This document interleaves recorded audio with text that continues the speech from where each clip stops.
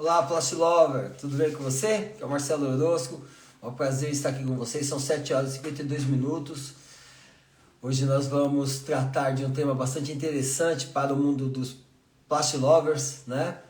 Para quem não me conhece, eu sou técnico em plástico, eu trabalho com plástico há bastante tempo, sou defensor do uso e do descarte adequado do plástico, né? Procuro ao máximo possível ensinar as pessoas a ganhar dinheiro com isso, né? Procura o máximo possível influenciar para que as pessoas possam utilizar as técnicas e estratégias de manuseio do plástico, né, de manejo das produções de plástico, seja na produção, seja no descarte do plástico.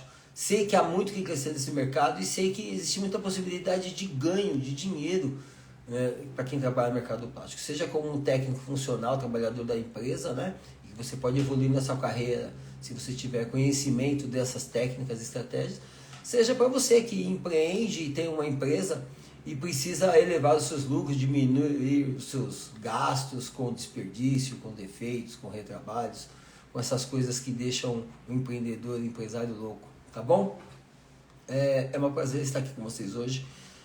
Nós já começamos a falar sobre a classificação de polímeros, já falamos sobre alguns, né?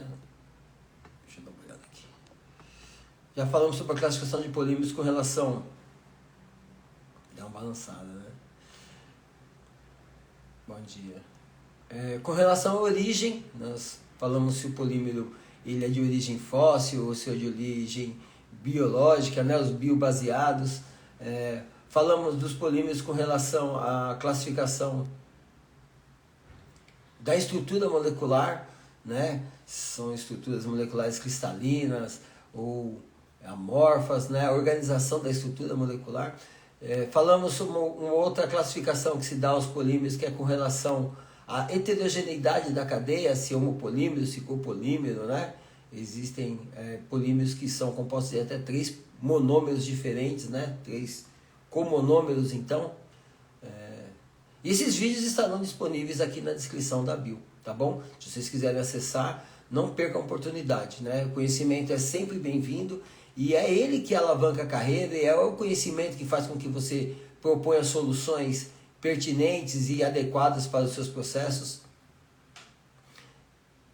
Ter a informação na hora certa, na quantidade certa e transformar essa informação em conhecimento, com certeza vai fazer com que você transforme os seus defeitos, os seus problemas em possibilidades de ganho, né? Em aumento da rentabilidade, aumento do salário, sucesso na carreira, evolução da empresa, ganho de novos mercados, economia de material. Cara, existe uma série de benefícios que você vai conquistar à medida que você vai tendo mais conhecimento sobre as técnicas e estratégias de transformação de polímeros. E eu estou aqui para isso, né?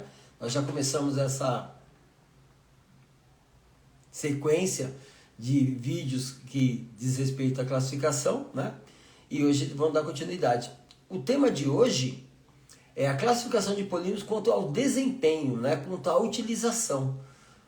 Nós sabemos que os polímeros eles têm preço bastante variado, né? E no mercado as pessoas que conseguem discernir, né, quando um polímero é commodity, quando ele é um polímero de engenharia, quando é um polímero de alto desempenho, ele já consegue pensar quais são as estratégias para a transformação daquele polímero, mas também quais são as possibilidades de utilização dele. Se você é um vendedor, por exemplo, você consegue oferecer o material mais adequado para o seu cliente, né?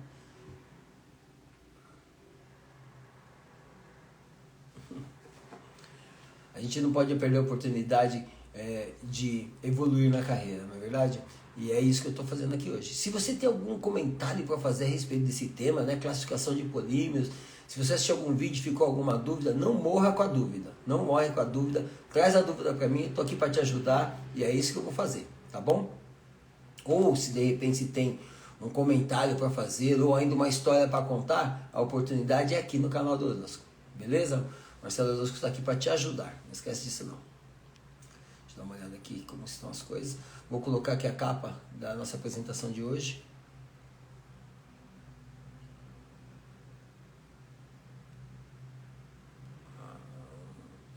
gente vai vivendo e aprendendo com essas coisas, não é verdade?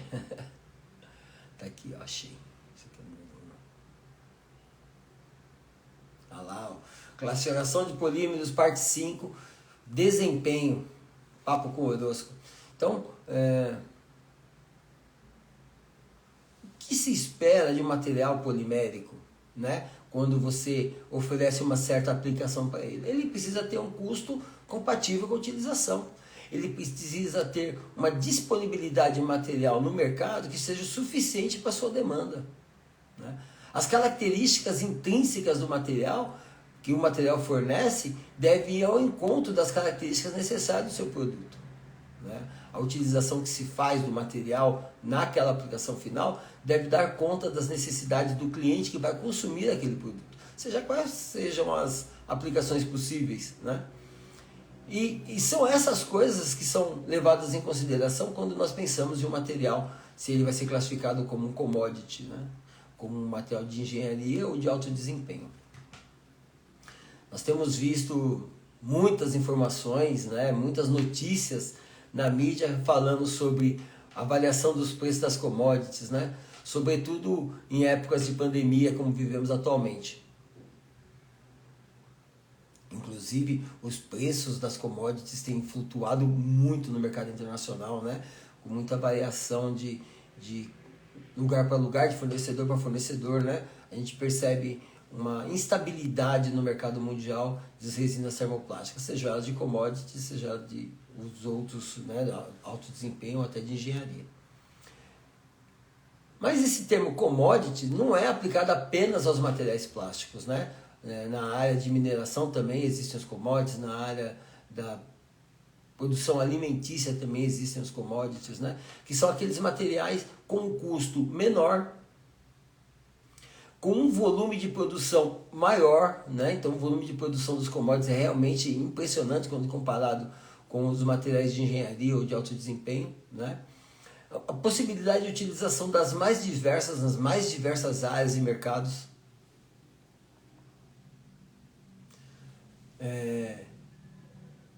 E também com características técnicas que atendem esses mercados, ou seja, né, nesse caso dos commodities, características técnicas mais rasas, né? A aplicação em usos em que se requer mais resistência térmica, mais resistência mecânica, às vezes o material commodity não atende, né? Ele não tem essas características.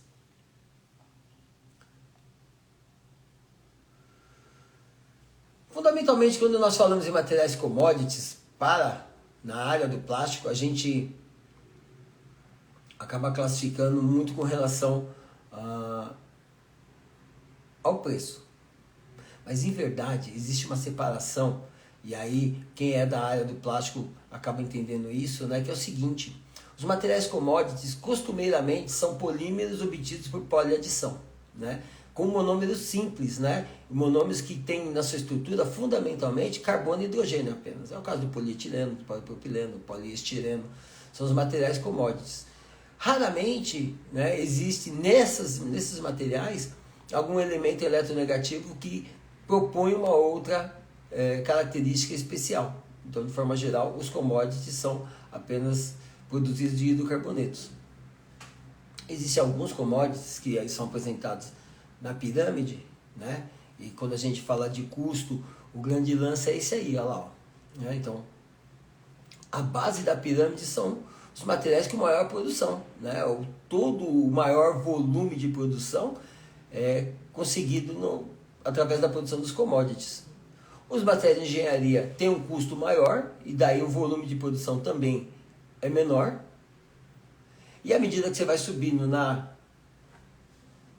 pirâmide, o custo, o preço da resina aumenta e o volume de produção também diminui, né? Então, preço, volume de produção, conteúdo tecnológico, ou seja, as resistências térmicas, mecânicas e as estabilidades dimensionais que apresentam os materiais. À medida que você sobe na pirâmide também isso vai sendo elevado, né? E na mesma batida do consumo à produção, né? São os mais consumidos são os da base e os menos consumidos são os de alto desempenho.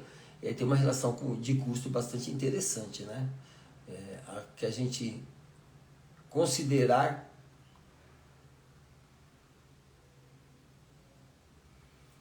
que quando eu vou aplicar um determinado material em certo produto, eu preciso entender se a necessidade do cliente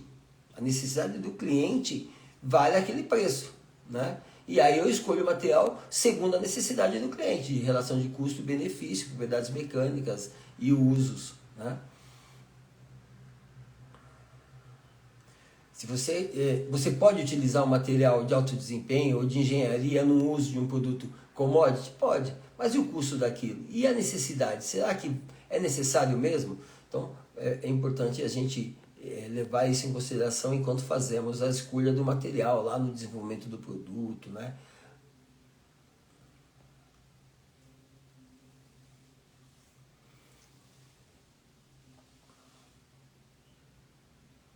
Os estirênicos, os olefínicos, eles costumam ficar na base da pirâmide de produção de materiais poliméricos, né? E daí são chamados de os standards ou os commodities, ou os comuns, né? E aí todas essas palavras se correlacionam. E se correlacionam pelo volume de produção que é apresentado, pelo custo baixo, né? Volumes de produção muito elevados, né? Características de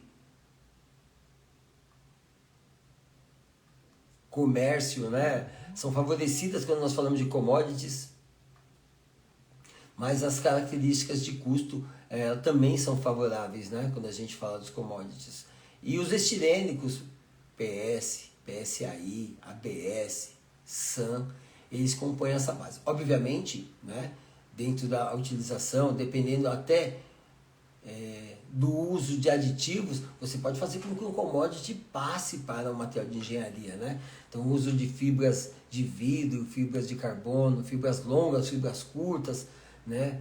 Alguns tipos de carbonato de cálcio, né? Os micropulverizados, por exemplo, que fazem com que a massa polimérica seja mais homogênea e aí dá estabilidade térmica ao produto, né?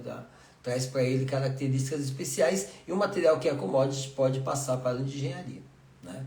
Mas isso é uma relação estreita. PMMA é um outro material que tem excelentes características técnicas, né? Principalmente quando a gente diz respeito a propriedades ópticas, né? De transparência, transmissão de luz e reflexo de luz. Muito utilizado inclusive em lanternas, né? Faróis, né? Mas às vezes não é o suficiente, né? Às vezes a resistência térmica do PMMA em certas aplicações, como lente do farol mesmo, ele não suporta aquela temperatura, aquela aplicação, né? Então ele está dentro da base da pirâmide muito mais por conta das propriedades técnicas do que por conta do custo, que eu acredito que também não é um material muito barato.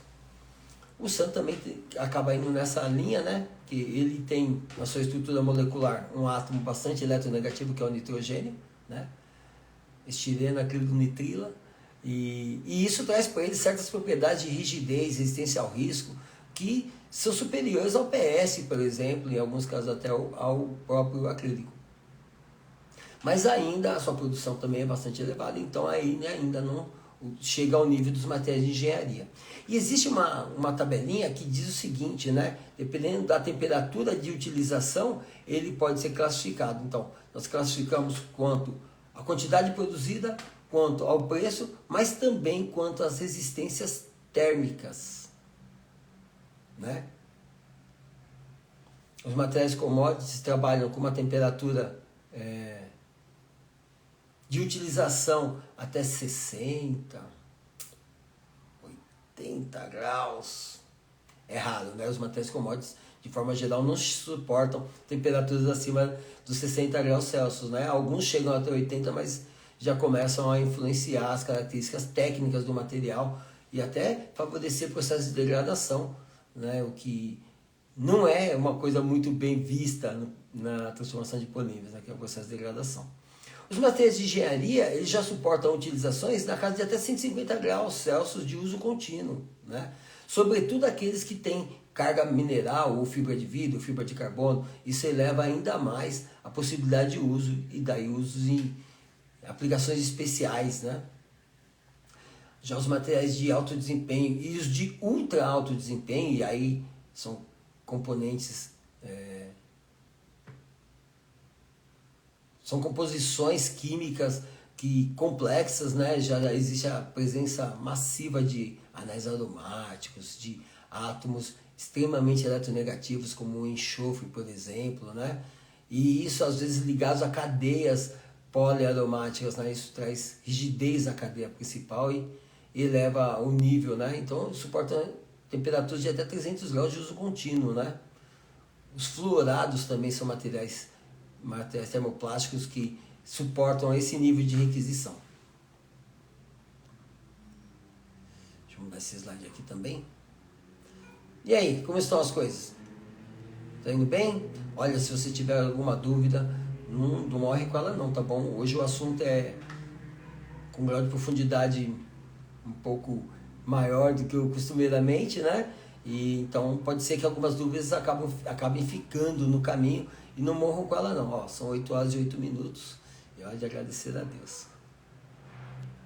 Aqui, ainda seguindo aquela mesma pirâmide, só que agora com uma outra forma de separação, e a gente encontra os materiais baseados na performance, né? Então a gente encontra lá na base, né, os PE, PP, PET, PS, ABS, PMMA, SAN, são os commodities. Alguns materiais de engenharia, né, e aí encontramos as poliamidas, os poliésteres. Inclusive o PET é um caso atípico.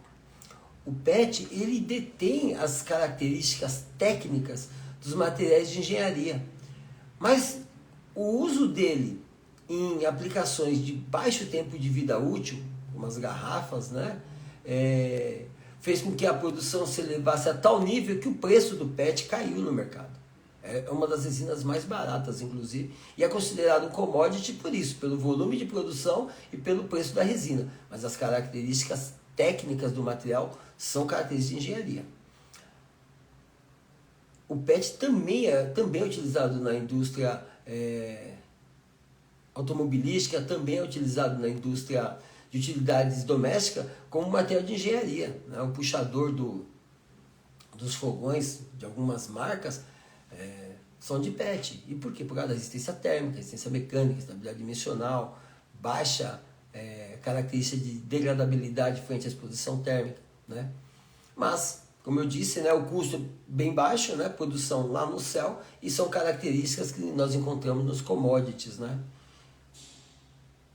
Há outros materiais, como por exemplo o polietileno de ultra alto peso molecular,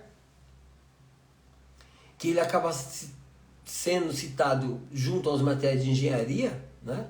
Mesmo sendo um polietileno, mesmo sendo um material de monômero simples, ser obtido por poliadição, né?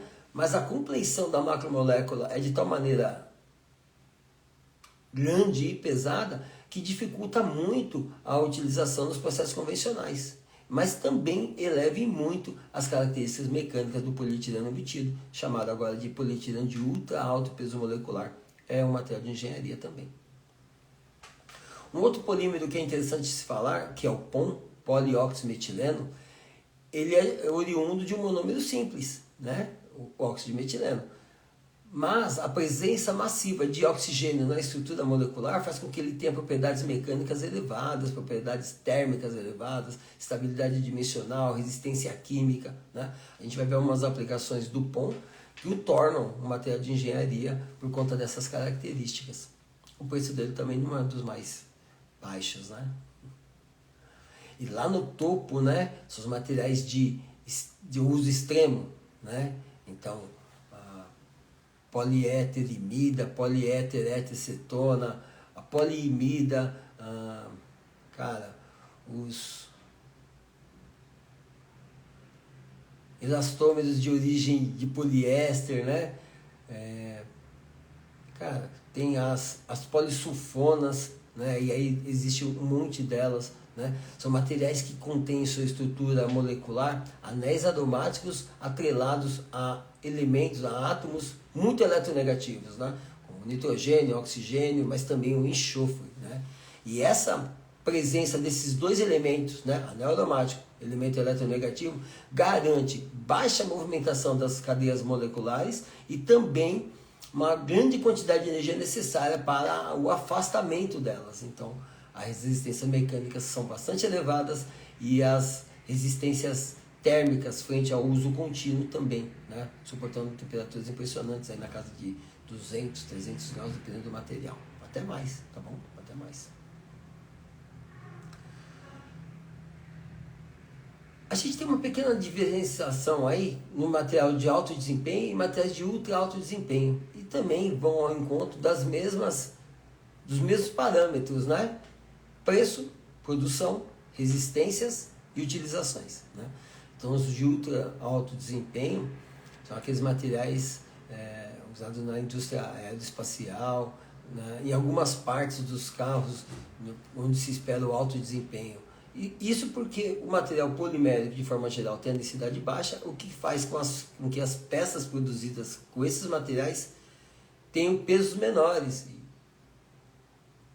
Nós já falamos disso, né, e sabemos disso, né? Quanto menor o peso dos veículos automotores, menor é o consumo de combustível, menor é o consumo de energia também, né? Então, nessa sequência, veremos que os materiais convencionais, né, os commodities de metais, do aço, né, do ferro, do alumínio, logo serão substituídos também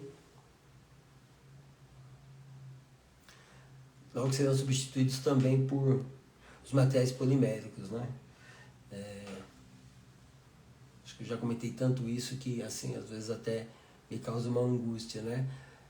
Não consigo imaginar assim a vida sem plástico, né? Ao contrário, eu não consigo imaginar que o plástico pare de evoluir. Não vai parar de evoluir, né? Nosso consumo de plástico por cabeça no Brasil ainda é bastante baixo quando comparado com o resto do mundo, mas no resto do mundo o plástico ainda continua aumentando as suas possibilidades de utilização, tendo em vista as características que eles apresentam, né? Então,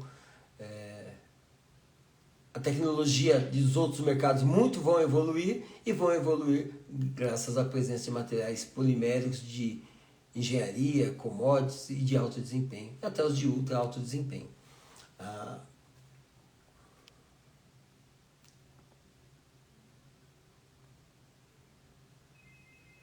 Vou apresentar um gráfico para vocês aqui que fala sobre o consumo das resinas no Brasil. Dá uma olhadinha aí, né? Os materiais poliméricos, os commodities, têm um consumo muito maior, né? PP, PVC, PE, polietileno de alta, polietileno de baixa. O consumo é muito maior quando comparado, por exemplo, com os materiais de engenharia, né? Então, esse gráfico mostra o principal consumo dos materiais commodities no Brasil. O polipropileno bem disparado. Se nós somarmos as quantidades dos polietilenos, né? Porque nos polipropilenos aí está tudo junto também, né? As ráfias, as cadeiras, os potes, né? As chapas de PP. Então, se a gente juntar também os polietilenos, também o consumo vai chegar lá na casa dos 20 e tantos %. Outro aspecto importante a salientar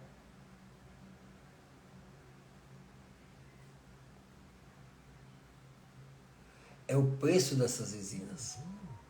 E aí tem um preço, eu estou mostrando aqui nesse gráfico, o preço das resinas commodities, quando comparado com o preço das resinas de engenharia, né? E olha que a diferença é bastante saudável, né? Chega a triplicar o preço com relação, por exemplo, ao PET, né? Se compararmos o nylon.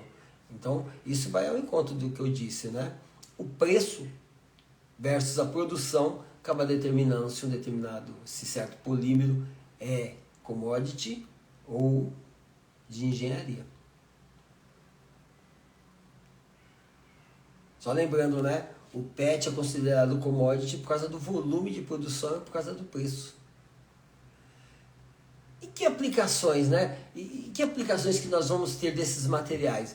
Vou colocar até uma sequenciazinha aqui, meio mequetrefe, mas eu acho que é saudável falar. A principal utilização do PET, quando commodities... Estou ouvindo um barulho no fundo da minha casa, eu quero saber o que é. São meus gatos. Tenho gato. E os gatos fazem uma bagunça que vocês não fazem ideia. Adoro o gato. Adoro os cachorros, gato, papagaio, né? Não tenho coragem de manter eles presos, não. Você tem que amarrar esses bichos aí. Não tenho coragem, não tenho coragem. Eu gosto muito dos animais e acho que eles têm que ficar aí livres. Os domésticos não tem que fazer, eles têm que morar com a gente, né? Mas os silvestres não prendo de jeito nenhum. Tem até uma paura de ver um papagaio. Tem muita gente que gosta, mas eu não tenho coragem de deixar ele preso, não. Tem asa pra quê? Pra ficar amarrado? Não faz nenhum sentido na minha cabeça isso daí. Voltando lá no PET. Então, a aplicação em garrafas é por conta das resistências do PET, né? A característica de barreira, a passagem do CO2, por exemplo, faz com que ele seja usado em líquidos carbonatados, sob pressão. A água com gás, refrigerante, né? A resistência à passagem de óleos e de água faz com que ele seja utilizado em aplicações como, por exemplo, as embalagens menores dos azeites, né? Isso é muito legal mesmo, né? E o consumo desse tipo de embalagem vem crescendo abundantemente no mundo, né? Muitos outros produtos que eram embalados em vidro ou até metais vão migrar para o PET, né? E à medida da evolução, da transformação do PET, né? Os processos de transformação vão evoluindo, você vai trazendo, agregando outras características aos produtos, de maneira que outros líquidos, outros recipientes vão ser desenvolvidos para conter esses líquidos dentro, esses produtos, né? Então, sei que isso ainda vai muito evoluir com relação ao consumo de PET no mercado.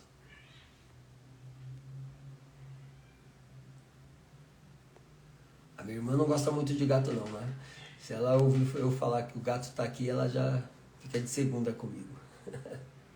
Simone, quando você vier aqui em casa, eu amarro os gatos, deixo os gatos presos lá no quarto, tá bom?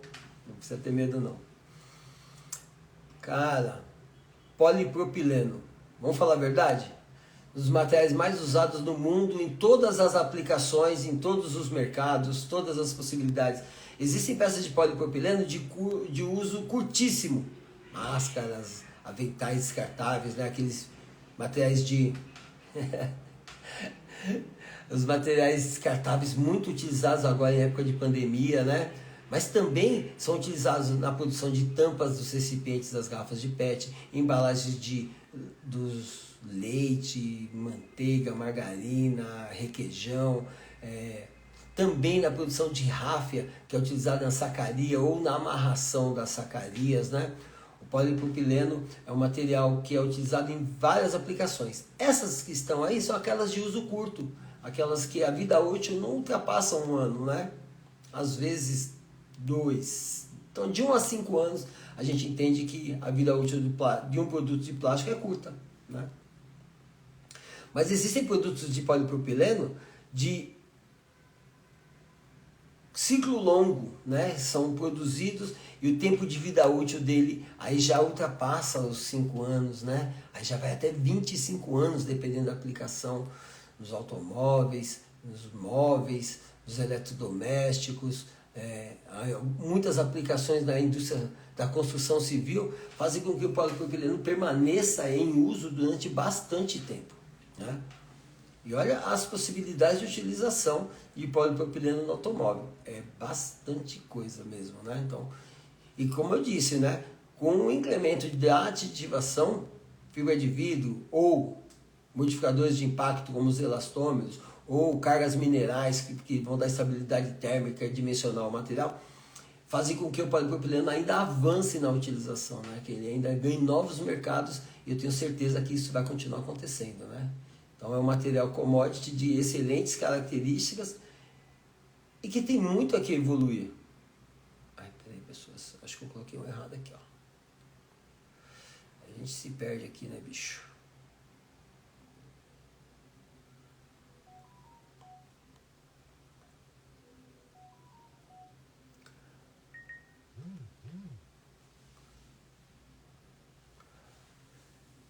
Os polietilenos, né? Cara, polietileno é muito utilizado na indústria das embalagens, né? Todas as embalagens flexíveis, os saquinhos plásticos, embalagem de carne, de queijo, embalagem de alimentos da feira, sacolinhas, né? Mas também embalagem de produtos de limpeza, dos domes sanitários, dos elementos de utilização de higiene pessoal, como shampoo, condicionador, né? Uma infinidade de possibilidades de uso do polietileno, né? O polietileno é um dos materiais mais produzidos no mundo e também os mais consumidos no mundo, né? E o custo dele é bastante baixo quando comparado com os outros, né? Ele é o mesmo preço que o PP e o PS e às vezes ainda mais barato até, né? Na casa aí de $1,5 o quilo, né?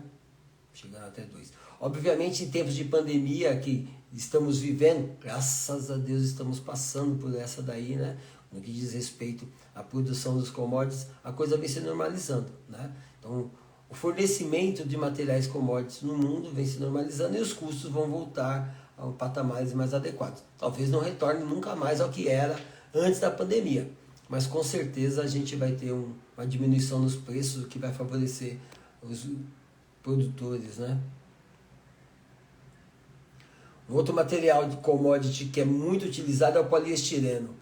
E o poliestireno ele tem também como PP as duas vertentes, produtos de utilização de curto ciclo de vida e produtos de utilização de longo ciclo de vida, né? Então tem os descartáveis aí que são abundantemente criticados pelos ambientalistas, né? E com certa razão, né? Esses materiais não deviam parar no aterro sanitário, né?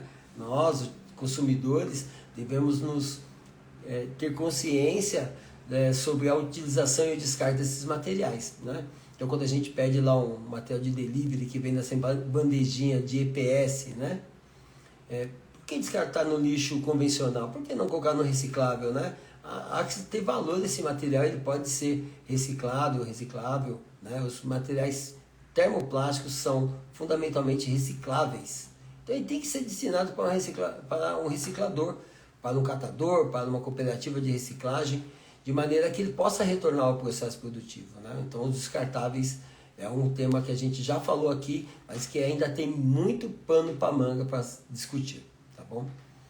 Bandejinha de Danone. Por que o PS é tão utilizado nessas aplicações? Baixa toxicidade, muita facilidade de transformação dos materiais com as melhores características de transformação, fluidez, preenchimento de cavidade, temperatura de molde. Tudo isso favorece a produção com o poliestireno, né? E daí que os descartáveis são produzidos abundantemente por ele, seja pelos processos de termoformagem a vácuo, seja pelos processos de injeção de alta velocidade, né, de peças rápidas. Vamos falar a verdade? Os pratinhos de PS cristal injetados são bem bonitos, né? Aquelas tacinhas também que são oferecidas naqueles salões de festas, nos buffets, né? As empresas que são especialistas em produzir festas, muitos daqueles materiais são descartáveis. E hoje já não são mais daqueles materiais branquinhos que nem nós víamos, né? Eles ainda existem e ainda são abundantes. Mas já existem aqueles mais refinados, né? Com mais brilho, com transparência, com design, né? E o PS avança bastante nesse mercado por conta da facilidade de transformação dele. Mas também é utilizado em produtos com vida longa, com ciclo de vida muito longo, como os interiores de geladeira, interior de freezer, né? Ar-condicionado. Ele tem uma resistência a baixa temperatura bastante interessante, atrelado à baixa toxicidade. Então, veja, são uma série de características que propõem que ele seja favorável a ser utilizado. Peraí, deixa eu ver um bagulho aqui.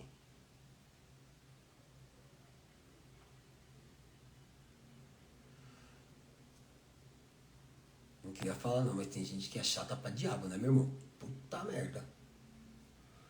Não sei se vocês sabem, né? Eu costumeiramente apareço com essa minha cara feliz aqui, sorridente, mas eu sou um cara meio chato, sabe? Às vezes quando as pessoas me irritam, eu pego o ar e eu não espero a bola baixar não, eu chuto com ela no ar mesmo, tá bom? Então, saibam disso aí de mim. O SAN, né? O SAN, ele já, graças à presença da acrilonitrila na estrutura principal, ele já oferece uma série de características que são superiores ao PS, em aplicações até interessantes e nobres, né? Como os filtros, né? Então, aplicações médicas, sanitárias também tem o SAN, graças à sua transparência e excelente resistência ao risco, né? Então, é um material que é usado, por exemplo, em copo de liquidificador. Mas não os copos convencionais, né? Aquele liquidificador que ia chamar também de multiprocessador, porque o SAN tem essa característica de resistência ao impacto. E é a presença da acrylonitrila que traz essa característica do material. Atrelada à transparência, dada a presença do estireno, que tem um anel aromático que dificulta a aproximação das moléculas. Uma outra característica no SAM, e aí vai contra o que diz o PS, dentro do processo produtivo ele tem baixíssima contração.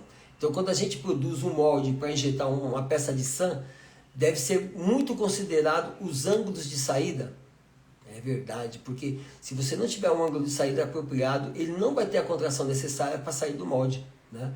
Eu trabalhei com peças, copo de liquidificador mesmo, em que em alguns pontos da peça, né, nas travas, no encaixe lá da parte de baixo, da hélice, né, foi considerado pouco o ângulo de saída. E os tryouts, o primeiro tryout, por exemplo, a gente não conseguiu tirar a peça de lá. Tivemos que tirar o molde da máquina, desmontar tudo, né? E isso por conta de uma característica que é favorável, que é a baixa contração, mas que se você não considerar direito, você acaba tendo muita dificuldade no processo, tendo que utilizar até algum subterfúgio, como o uso de desmoldante ou lubrificante externo.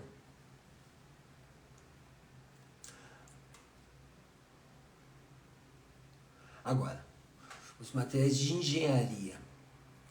O material de engenharia, o custo já é maior, a disponibilidade do mercado é menor, né? Então você já precisa negociar mais para conseguir um preço mais adequado e um volume de fornecimento também dentro da sua necessidade, né?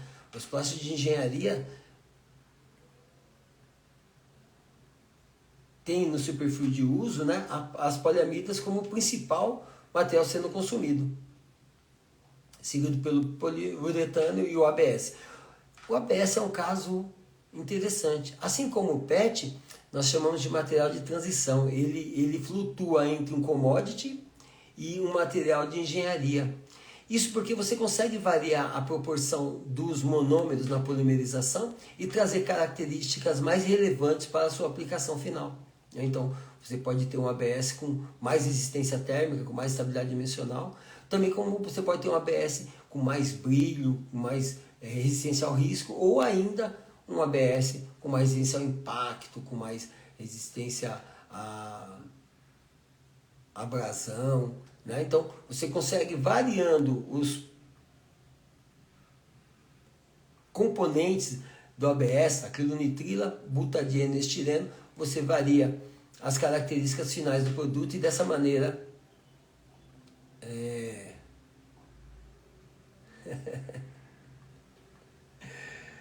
dessa maneira você consegue fazer transitar, até baixar o custo dele, obviamente, acontecendo isso, provavelmente as características técnicas também sofrerão, ou subindo os níveis de resistência mecânica e térmica dele, e também dessa maneira o custo também vai seguir junto, né? Existem materiais também da mesma maneira como o PPO e o PPS, que também transitam entre materiais de engenharia e de alto desempenho, e aí depende da composição, né? Por exemplo, o polióxido-fenileno, ele pode ser misturado com o PS, e aí você tem um favorecimento no fluxo, mas também você vai ter um pequeno decréscimo nas propriedades mecânicas, térmicas, técnicas dele. Mas também você pode atrelar ele ao nylon, e aí você tem um acréscimo nas propriedades, então ele pode transitar entre os materiais de engenharia e também dentro dos materiais de alto desempenho, né? E isso por conta da sua característica da estrutura macromolecular. Existe um anel aromático lá, né, do fenileno, e existe um átomo eletronegativo o suficiente para produzir uma ligação secundária do tipo definitiva, né, do tipo mais forte, que é a duplo dipolo, né, o dipolo-dipolo, que são as ligações de atração das macromoléculas. Vejam, são as ligações secundárias presentes entre as macromoléculas que dizem se o material tem resistência térmica ou não. E essa ligação secundária diz respeito ao formato e à composição da estrutura química. A presença de elementos eletronegativos como nitrogênio, oxigênio e enxofre favorece que a ligação secundária seja mais efetiva, né? E a presença de anel aromático na cadeia principal dificulta a movimentação. E aí faz com que o material deixe de ser um commodity, né? Ser considerado um commodity, podendo ser considerado um material de engenharia ou material de alto desempenho. Esse gráfico aqui eu já mostrei, mas eu vou mostrar ele de novo para a gente ter uma ideia. Que agora a gente está falando sobre essa parte azul aqui, né? Dá uma olhada quanto que o custo se eleva. Bastante, né, gente? Bastante mesmo. Mas também são para aplicações bastante específicas, né? Os plásticos de engenharia, eles dominam, assim, amplamente os interiores da região dos carros, né? A região onde tem mais temperatura, a parte do motor, mas também a parte elétrica de transmissão de dados, transmissão de energia, né?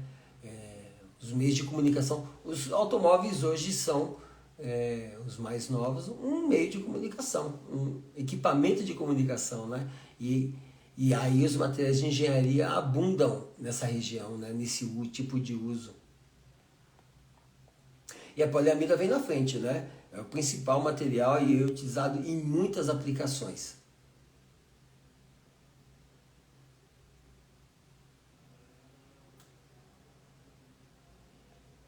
Vou mostrar alguns exemplos de aplicação de poliamida, né?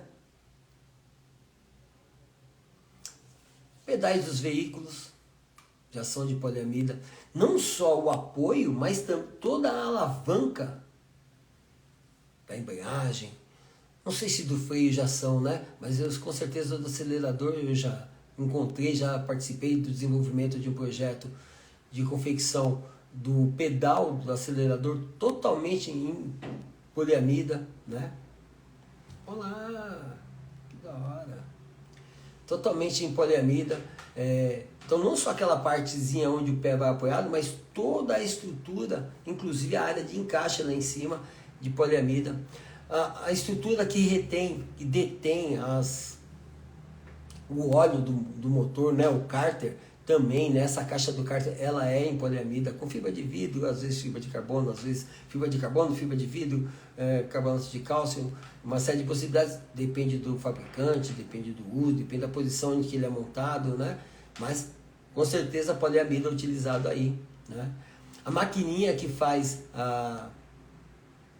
o funcionamento do limpador de vidros, né, da bomba do limpador de vidros também podem ser produzidos em poliamida.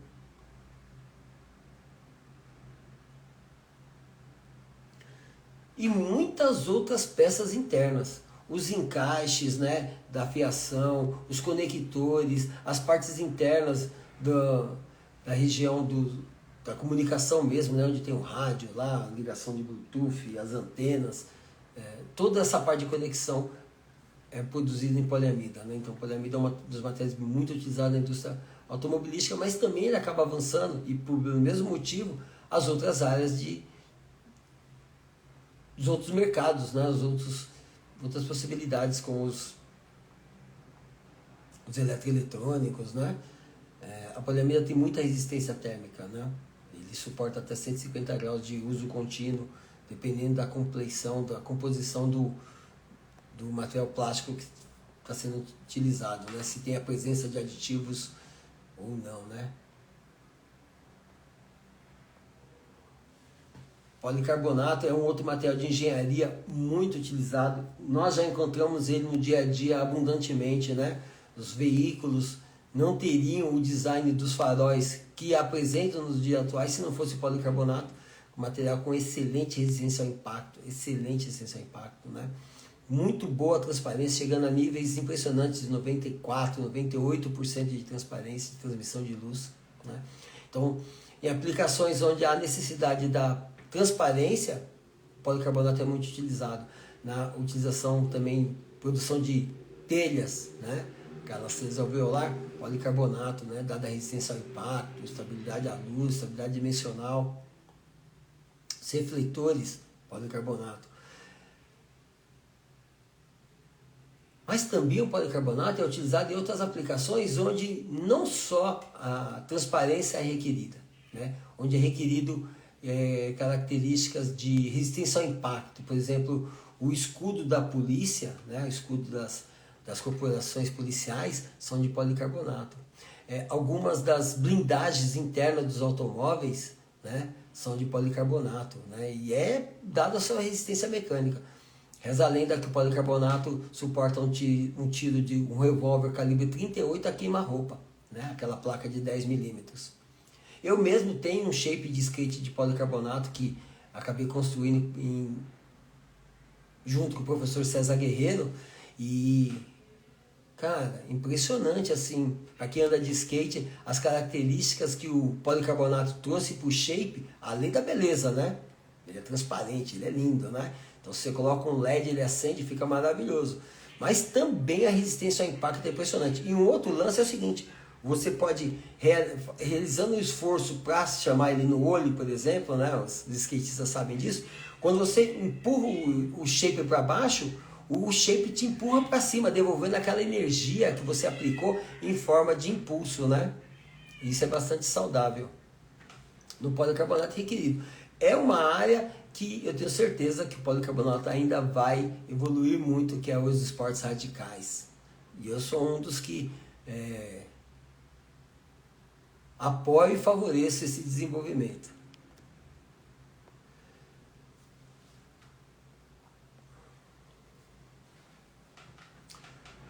Outro material que é de engenharia e é muito utilizado no mercado é o PBT. Ele tem uma estrutura macromolecular parecida com o PET, porém, polietileno terefitalato tem o etileno como um dos elementos de formação da molécula, e o etileno tem dois átomos de carbono. Então, o grupo repetidor é um pouco menor e a presença do anel aromático é mais próximo um do outro, o que favorece com que o PET, em certas aplicações, permaneça transparente. Já no caso do PBT, esse aumento da distância do anel aromático e outro dá alguma movimentação na molécula que faz com que você tenha um polímero altamente cristalino ao final. E esse grau de cristalinidade elevado dá rigidez, estabilidade térmica, estabilidade dimensional, resistência ao impacto, resistência à tração, resistência ao alongamento, resistência... O módulo de resistência na ruptura do PBT também é bastante elevado, além do que você pode aditivar ele abundantemente com os principais aditivos de reforço, né? As fibras, né? As fibras de vidro, fibra de carbono, fibra de Kevlar, né? E isso faz com que ele seja utilizado em requisições elétricas, dadas as resistências térmicas, mas também em requisições mecânicas, né? Essa foto aí do lado esquerdo, onde está escrito PBT, é uma maquininha do limpador de vidro, né? Então, precisa de bastante resistência mecânica aí, né? O movimento é bastante amplo. E do lado direito a gente tem me parece ser um relé térmico temporizado, né? E aí as partes da carcaça, a parte do botão, algumas partes de acionamento são em PBT. Há empresas que utilizam a base do relé também em PBT. Alguns utilizam nylon e alguns ainda utilizam materiais termofixos por conta da aquisição térmica. Mas alguns já utilizam PBT carregado com fibra de vidro e carga mineral, o que eleva ainda mais a sua resistência térmica. Estou falando mais que a nega do leite hoje, né? Estou chegando no final já, tá bom, pessoas? Então, para que você que está chegando agora, que ainda não viu o vídeo, vai poder ver ele na íntegra, né? Nós vamos deixar ele disponível no Insta, mas também nós vamos postá-lo lá no YouTube, deixar disponível também no nosso canal lá no Facebook, né? Para que você possa ver depois com mais tranquilidade. E você que está chegando agora, ó, agradeço de coração a sua presença aí, né? Nós estamos falando sobre a classificação de polímeros quanto ao desempenho, né? Hoje estamos falando mais abundantemente sobre os commodities de engenharia, e na próxima terça-feira, às 7h52, nós continuaremos esse assunto da classificação quanto ao desempenho, e nós vamos falar mais abundantemente sobre os polímeros de alto desempenho e de ultra alto desempenho. E essa separação é por conta da novidade que esse material apresenta, né? Os polímeros de ultra alto desempenho são materiais bastante recentes, estão chegando no mercado ainda há pouco, né? E ainda há muito que se desenvolver, então há muito assunto que falar sobre eles e eu vou destrinchar esse assunto na próxima terça-feira. Não perca a oportunidade. Eu havia falado que o POM ele tem muito boa resistência química, né? E ali ó, é uma bomba de gasolina. O corpo dele é produzido em POM dada a resistência química. Mas também tem outras duas características no POM que são relevantes, que é a característica de muita resistência à abrasão, né? Muita dureza superficial. E ainda alguma característica de lubrificação dos componentes. E aí é utilizado na produção de engrenagens. Cara, engrenagens grandes, mas também engrenagens muito pequenas dentro dos equipamentos menores, como, por exemplo, o medidor de vazão, né? Tem um bracinho no medidor de vazão que é atrelado a um pinhão e uma engrenagem bem pequenininhos e que são de POM, né? E por que de POM? Porque apesar de toda a requisição térmica que é aquele medidor de vazão, é um medidor de vazão de um polímero que é utilizado, por exemplo, para uso em amaciante, né? Ou em detergente, dependendo do tipo de detergente. E ele é aditivado no processo químico a quente. Então você precisa ter uma condição de medição e que garanta a estabilidade, né, e a veracidade da leitura. Então materiais de engenharia como o POM são utilizados nessas aplicações, dadas suas características técnicas, né? Resistência química, resistência química, quase todos os componentes, né? Resistência mecânica, estabilidade dimensional. Essa característica de lubrificação ainda eleva em bastante a possibilidade de usos do POM, polióximetileno ou poliacetal, como é chamado no mercado. Alguns o conhecem pelos nomes comerciais, o Celcon, né, que é da Celanese, o Delrin, da Dupont, né, mas existem outras, Rostaform, também da Celanese, né. Existem várias marcas de poliacetal no mercado, agora a gente já tem uma abundância desses materiais, né. Eu tenho certeza que essa abundância também vai chegar para os materiais de alto desempenho. Beleza, gente? Então, se tiverem alguma dúvida aí ainda a respeito desse assunto, se vocês quiserem fazer algum comentário, não percam a oportunidade. Vocês contem comigo para tirar as suas dúvidas. Eu sempre estarei estudando, sempre estarei buscando possibilidades de aplicação. Sempre estarei buscando respostas adequadas e com bom, assim, profundamente adequadas, né? Vou buscar as informações nos referenciais primários, como diz uma amiga minha, né? Eliane de Cássia, ela diz: Marcelo, quando você tiver uma dúvida sobre certa aplicação, cara, procura no livro, né? Vê quem são os caras que escreveram livros a respeito disso, depois compara com as teses de doutorado, depois com as dissertações de mestrado, e aí sim você pode dizer que aquela informação ela é fiel e que vale a pena ser citada. Então, se você tiver alguma dúvida, não morre com ela, pergunta para mim que eu vou te ajudar nisso, tá bom? Eu acho que dissemos boa parte do que poderíamos ter dito, dissemos bastante coisas, né? Hoje falamos sobre classificação de polímeros. Espero que você tenha gostado do vídeo, e se você gostou, cara, deixa seu like aí, compartilha os nossos conteúdos nas suas redes sociais, né? Manda seu comentário, deixa sua dúvida. Se você tiver alguma história para contar, não perca a oportunidade, né? Conta para mim que eu vou estudar e te ajudar nisso, tá bom? Fica ligado aí que na próxima terça-feira então nós vamos falar sobre a classificação de polímeros com relação aos polímeros de alto desempenho e os polímeros de ultra alto desempenho. Firmeza total? Foi um prazer estar com vocês e muito obrigado, um grande abraço do Orosco. Fiquem com Deus.